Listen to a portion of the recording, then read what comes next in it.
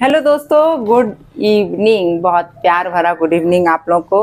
और बाजू में बैठी है मेरी माँ। आज एक्चुअली माँ को इसलिए लेके आई हूँ कि बहुत सारे क्वेश्चन माँ से पूछे गए थे। एक्चुअली माँ का एक वीडियो डाला था, बहुत पहले का डला हुआ है। उसमें मैंने बताया था कि माँ को कैंसर हुआ था, हमारी माँ को, और कहाँ से कैसे पूर्ण रूपेण आज मम्मी हमारी स्वस्थ हैं। वो बीमारी का नाम भी नहीं है मम्मी के लिए, टचवुड कभी हो भी ना, है ना। 20 कितने साल हो गए मम्मी? 20 साल। 20 साल हो चुके हैं माँ को इस बीमारी से निकले हुए, है ना। तो कैसे ठीक हुआ था माँ का कैंसर? क्योंकि कैंसर बोलते हैं लोग कि लाइलाज होता है, ठीक नहीं होता है।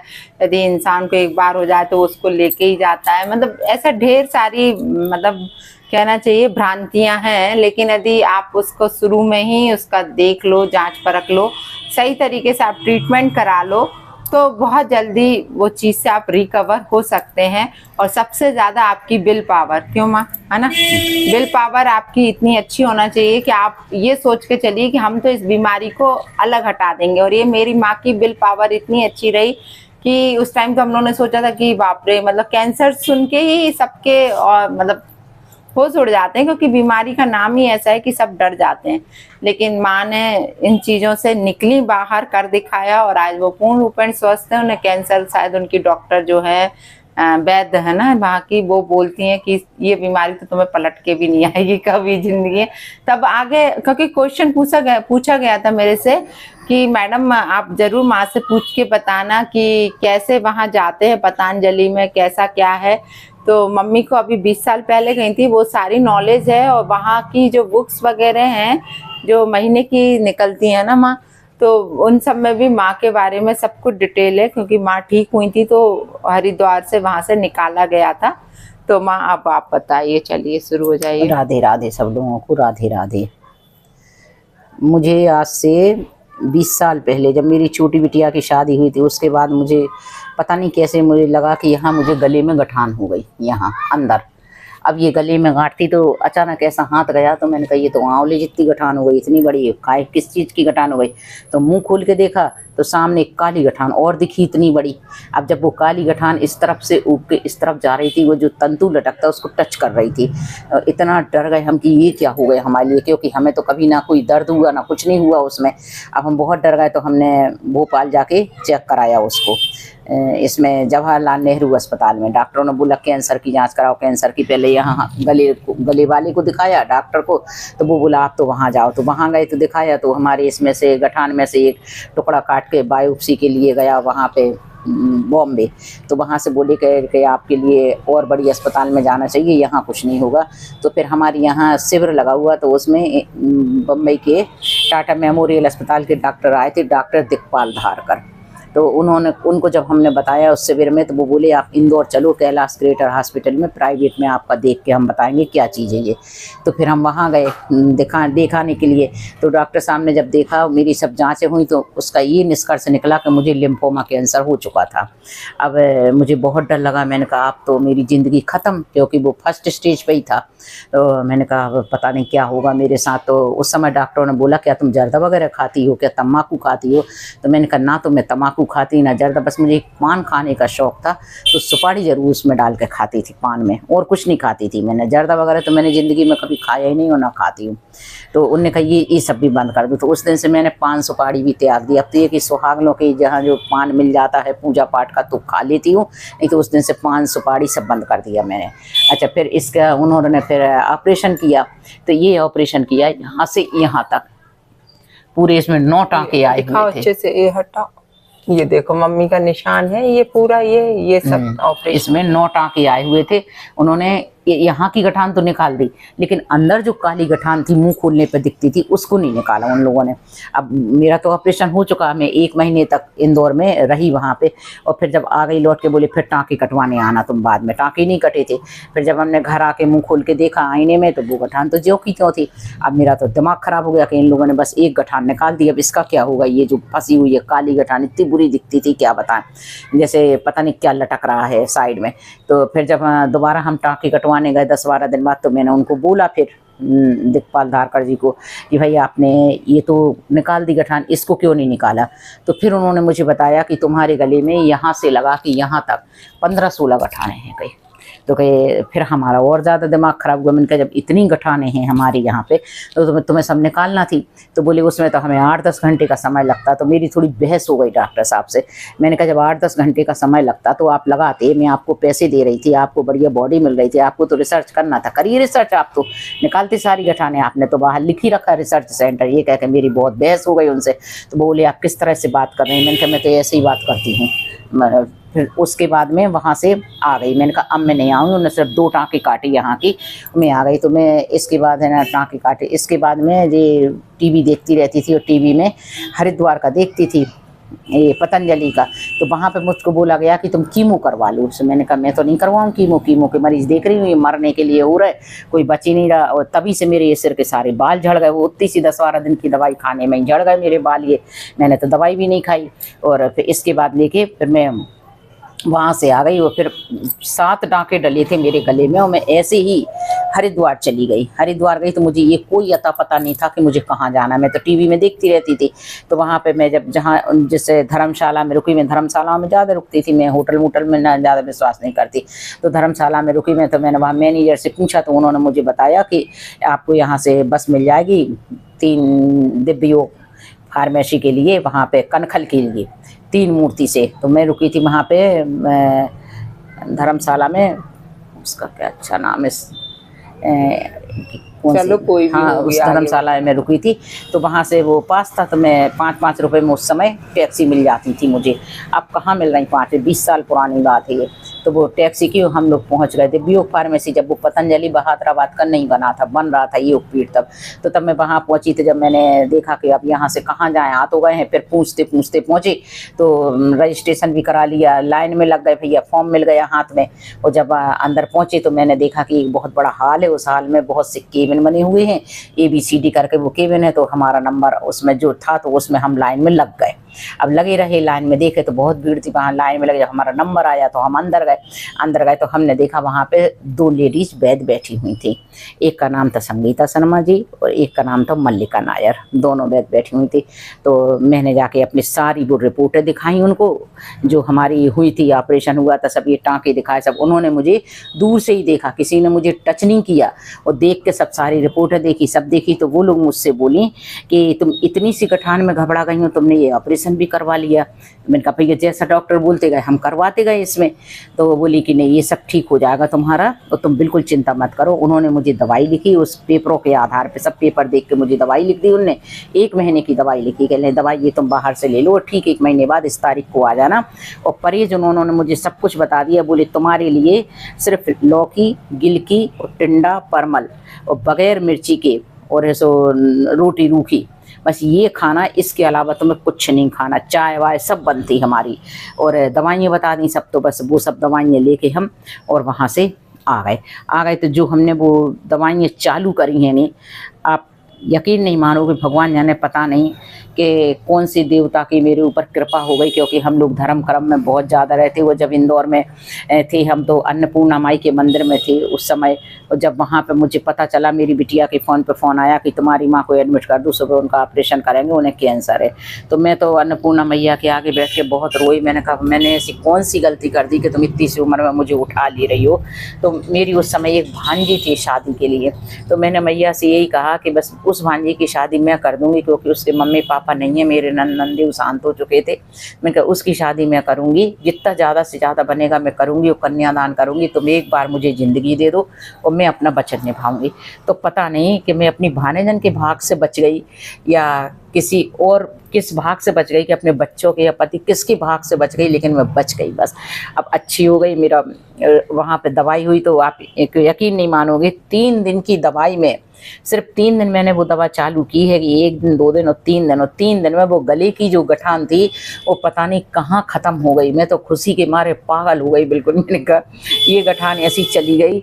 और जहाँ डॉक्टर बोल रहे थे कीमो करवाओ, 8 कीमो लगेंगे, ये होगा वो होगा तुम्हारे लिए, और मैं इतनी अच्छी हो गई। और फिर तो मैं इतनी खुश हो गई। मैंने जो 1 महीने दवाई खाई है, और 1 महीने के बाद उसी तारीख को हम फिर हरिद्वार पहुंच गए। तो जो हमारी वैद्य जी, आज भी हमारे पास उनका नंबर है, और हमें यदि कोई समस्या लगती है तो हम यहाँ एलोपैथी में पूरी जाँचें कराते हैं, और फिर वो सारी रिपोर्टें उनके पास भेज के हम आयुर्वेदिक की दवाइयाँ खाते हैं। क्योंकि हम एलोपैथी की दवाइयाँ बहुत कम खाते हैं, हमें अच्छा नहीं लगता ज़्यादा दवाइयाँ खाना, तो हम बस अपनी वहीं से दवाइयाँ लेके खा लेते। देसी दवाइयों में ज़्यादा विश्वास रखते हैं।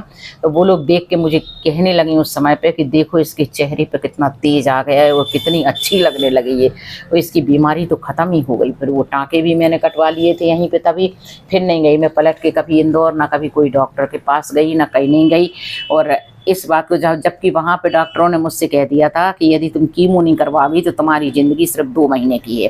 तो मैंने कहा होने दो, हम नहीं डरते इससे। और जब हम वैद्य जी के पास दवाई लेने गए थे हरिद्वार, तो उन्होंने मुझसे कहा था कि तुम ये दवा लेके जा रही हो तो खाने से पहले एक बात सोच लेना कि तुम ये सोचना कि हमारी इस बीमारी को हमें अपने शरीर से निकाल के बाहर फेंकना है।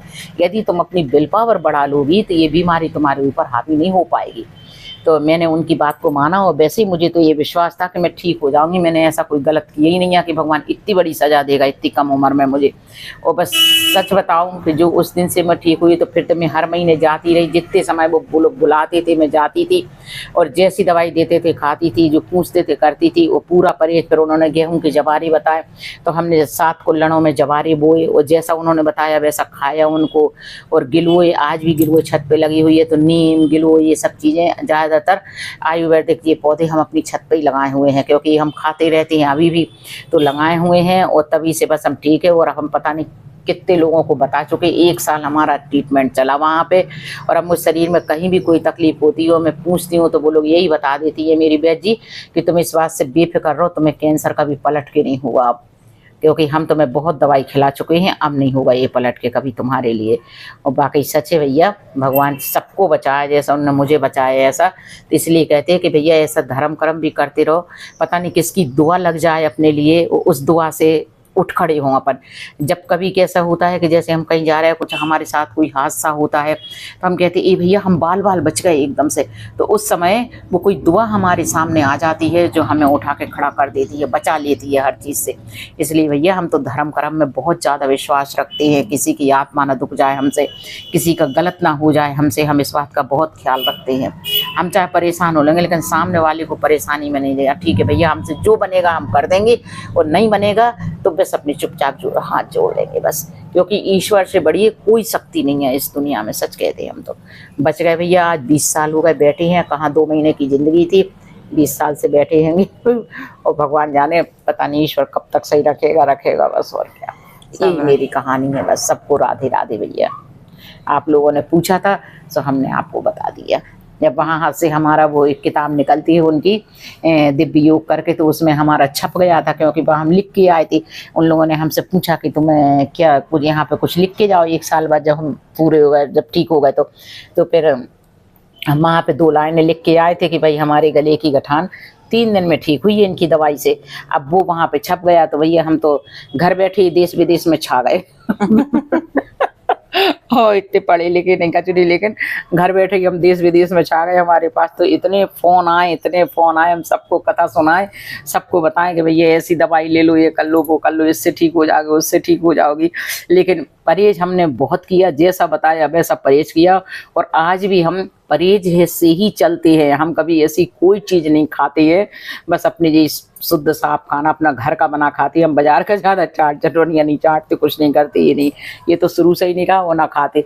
ये आजकल के सब पिज़्ज़ा बर्गर दुनिया के आग लूगर, हम कभी इनको छूते नहीं है कि ये कैसे होते हैं। सही कह रहे, हमें बहुत डर लगता है कि पता नहीं कि फिर से कोई बीमारी हो गई तो इतने भारी शरीर में मेरा क्या होगा, कोई पानी देने वाला।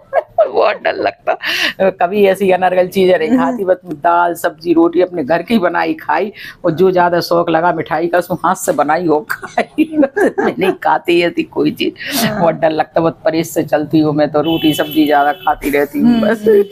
घी भी खाऊंगी तो घर की मलाई का निकला हुआ थोड़ा बहुत, ज्यादा नहीं। सूखी रोटी में ज्यादा विश्वास रखती हूँ।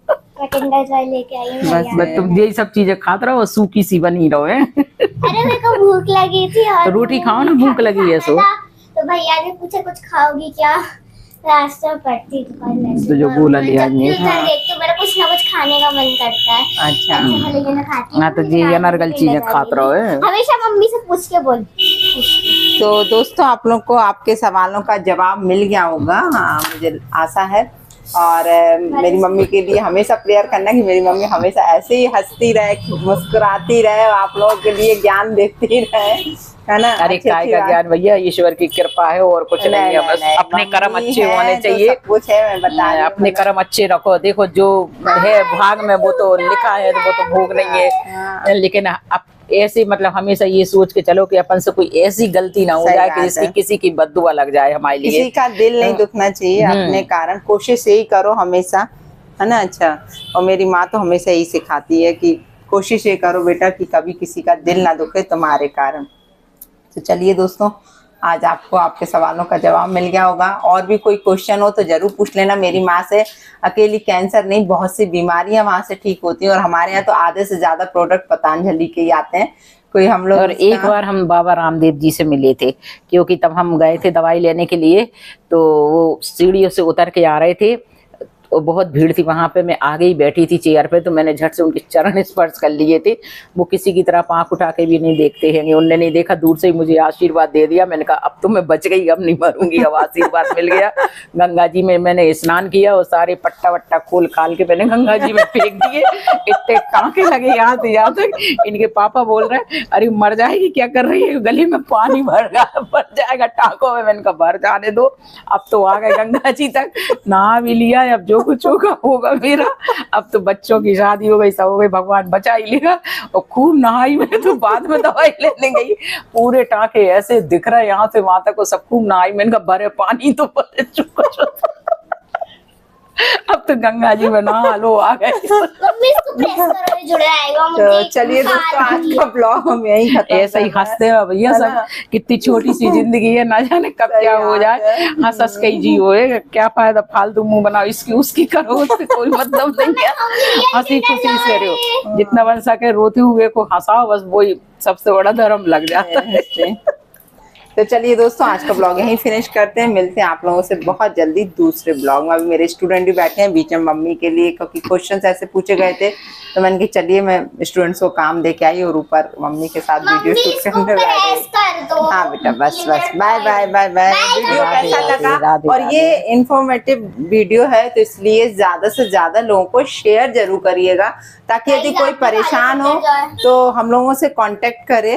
डेफिनेटली मम्मी कुछ और नंबर वगैरह भी हैं हमारे पास वहाँ के, तो मम्मी से जो हो सकेगा वो करेंगी आप लोगों के लिए। जिसको भी जरूरत हो तो ज्यादा से ज्यादा लोगों को ये वीडियो शेयर जरूर करिएगा, और जो मेरे चैनल पे नए हैं तो प्लीज सब्सक्राइब जरूर कर लीजिएगा। आज के लिए इतना ही, बाय बाय, राधे राधे राधे राधे राधे राधे। राधे राधे।